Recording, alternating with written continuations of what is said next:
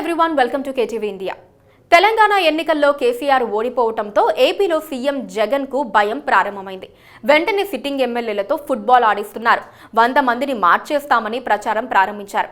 ఈ పరిణామం వైసీపీలో గందరగోళానికి దారితీస్తోంది. ఆ పార్టీలో ఏ ఒక్క ఎమ్మెల్యే కూడా స్థిమితంగా లేరు. తమకు టికెట్ ఉందో లేదోనని కంగారు పడుతున్నారు. ఓ రకంగా ఈ పరిస్థితి వైసీపీలో పరిస్థితిని దిగజారుస్తోంది. వైఎస్ఆర్ కాంగ్రెస్ లో ఒక్కసారిగా అలజడి. ఒకేసారి 11 నియోజకవర్గాలకు ఇన్ఛార్జీలను మార్చేశారు. తిరుగులేని జనాదరణతో 151 సీట్లతో 2019లో అధికారాన్ని చేజిక్కించుకున్న తమకు 2024లో ఎదురేముంది అనుకుంటోన్న నేతలకు ఒక్కసారిగా కుదుపు. ఉన్నట్టుండి ఇంతమందిని మార్చేస్తారా అని వాళ్ళు అనుకుంటున్నారు. కానీ ఇది జస్ట్ శాంపుల్ మాత్రమే. మొత్తం 100 స్థానాల్లో వైసీపీ అభ్యర్థులు మారబోతున్నారని హైకమాండ్ సంకేతాలు పంపుతోంది. మీడియాకు పేర్లు కూడా లీక్ చేస్తోంది. తెలంగాణలో కేసీఆర్ ఓడిపోవడంతో జగన్ రెడ్డిలో తెలియని వణుకు ప్రారంభమైంది. తెలంగాణలో బీఆర్ఎస్ చీఫ్ కేసీఆర్ సిట్టింగ్ ఎమ్మెల్యేలకే ప్రాధాన్యమిచ్చారు. అదే అభ్యర్థులను మార్చిన చోట మంచి ఫలితాలు వచ్చాయి. అందుకే జగన్ రెడ్డి ఎమ్మెల్యేలను మార్చాలని డిసైడ్ అయ్యారు. అనుకున్నదే తడవుగా ఐపాక్ టీం ఇచ్చే సర్వే రిపోర్ట్లు, ఇతర అంశాలను పరిగణలోకి తీసుకుని ఇన్ఛార్జీల మార్పుపై దృష్టి సారించారు. 11 నియోజకవర్గాల్లో ఇన్ఛార్జీల మార్పు ప్రారంభమేనని వైసీపీ వర్గాలు చెబుతున్నాయి.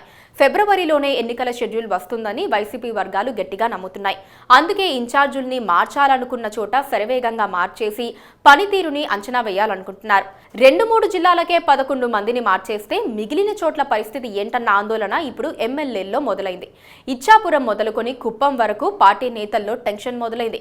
కొంతమంది సైలెంట్ గా ఉంటే మరికొంతమంది పక్క చూపులు చూస్తున్నారు. వైఎస్ఆర్సీపీ అధినేత జగన్మోహన్ రెడ్డి కోసం ఐపాక్ టీం పనిచేస్తున్న విషయం తెలిసిందే కదా. ఈ సంస్థ గ్రౌండ్ లెవెల్లో చేసిన సర్వేల్లో పార్టీ పరిస్థితి బాగాలేదన్న రిపోర్ట్ వచ్చింది. కనీసం 100 స్థానాల్లో ఎమ్మెల్యేలపై తీవ్ర వ్యతిరేకత ఉందని తేలింది.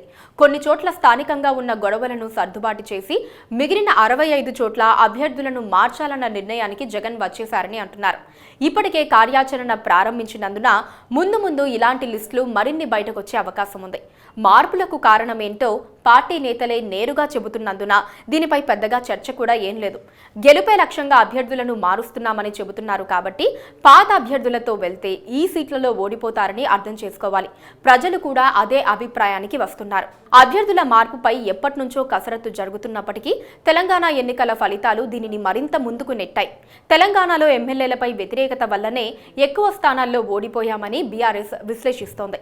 ఆ పార్టీ ఆ విషయాన్ని ముందే గుర్తించినప్పటికీ అభ్యర్థులను ఎక్కువ సంఖ్యలో మారిస్తే తమపై వ్యతిరేకత ఉందన్న విషయాన్ని ముందే ఒప్పుకున్నట్లవుతుందని, లేకపోతే వాళ్ళు వేరే పార్టీలోకి వెళ్తే ఇబ్బంది ఎదురవుతుందని కేసీఆర్ మొండిగా ముందుకెళ్లారు. కేసీఆర్ది ఓ రకమైన మొండితనమైతే జగన్ది మరో రకం. ఆల్రెడీ 175 అనే టార్గెట్ ఫిక్స్ చేసిన జగన్ ఈ విషయంలో వెనక్కి తగ్గేలా లేరు. ఏదేమైనా సరే, ఎలాంటి ఫలితం వచ్చినా సరే ముందుకే అన్నట్లుగా ఉన్నారు. కానీ గుడ్డిగా రాయి విసిరితే ఎప్పుడో ఓసారి తగులుతుంది, కానీ ఎక్కువ సార్లు రివర్స్ అవుతుందని ఆ పార్టీ నేతలు కంగారు పడుతున్నారు. అసలు ఏపీలో వైసీపీ రాజ్యం వేరుగా ఉంది. అక్కడ ఎమ్మెల్యేలకు పెద్దగా ప్రాధాన్యత లేదు. మరి అలాంటప్పుడు వ్యతిరేకత ఉండేది సీఎం పైన, ఎమ్మెల్యేల పైన. సీఎం జగన్ సగం మంది మంత్రులకు టికెట్లు లేవని సంకేతాలు పంపుతున్నారు. జాబితాలో ఫైర్ బ్రాండ్ నేతలు కూడా ఉన్నారు. అయితే అసలు పార్టీ ఎమ్మెల్యేలు, మంత్రులపై వ్యతిరేకత ఉంటే సీఎం జగన్ పై ఉండకుండా ఉంటుందా అని చాలా మందిలో వస్తోన్న సందేహం. వాస్తవానికి ఏపీలో సీఎం జగన్ ఏర్పాటు చేసుకున్న సరికొత్త పాలనా వ్యవస్థలో మంత్రులు, ఎమ్మెల్యేలు నిమిత్త మాత్రులు.